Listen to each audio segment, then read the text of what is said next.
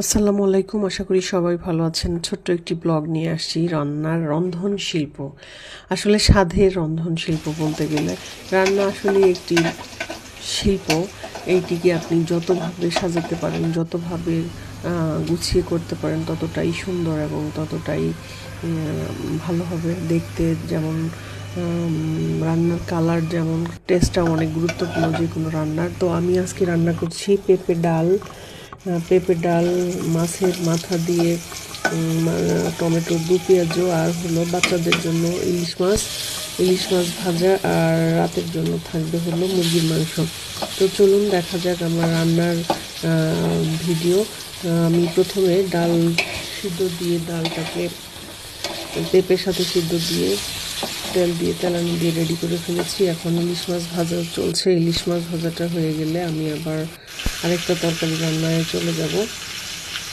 এই তো আমার রেডি করে রেখেছিলাম মাছের মাথা কাটা এবং কিছু মাছের পিসের অংশ, সেটাকে তেল মশলা দিয়ে মাখিয়ে রেখেছিলাম। কড়াইয়ে ভেজে নিচ্ছি। হালকা ভাজা হয়ে গেলে আমি এটা ভুনা করার জন্য রেডি করব। তো মাছটা তুলে রেখে ওই ফ্রাই প্যানে আবার পেঁয়াজ কুচি এবং কাঁচামরিচ দিয়ে একটু হালকা ভেজে নিচ্ছি। মশলাগুলোও সেই সাথে রেডি করে রেখেছি। সামান্য পেঁয়াজ বাটা, জিরা বাটা, ধনিয়ার গুঁড়া, হলুদের গুঁড়া, পানি মিশিয়ে সামান্য আদা রসুন পেস্ট দিয়েছি। মাছের মাথা যেন অল্প একটু দিয়েছি যাতে মাছের মাথাটা গন্ধ না হয়, দিয়ে রেখেছি। টমেটো ফালি করে রেখেছি। তো পানি দিয়ে মশলাটাকে দিয়ে দিলাম। মশলাটা কষানো অবস্থায় আমি টমেটো ফালি দিয়ে দিলাম। যেহেতু মাছটা হালকা ভেজে রেখেছিলাম, তো মশলার সাথে আর মাছ কষাচ্ছি না।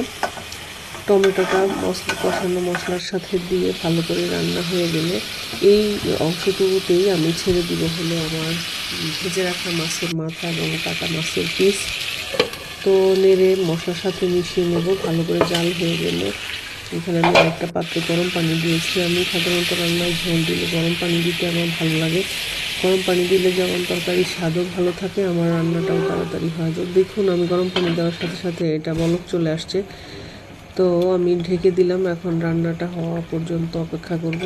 টমেটোর ঝোল আর মাছের সাথে ভালো করে জাল দিয়ে আমি মাথাটা রান্না করে ফেলবো।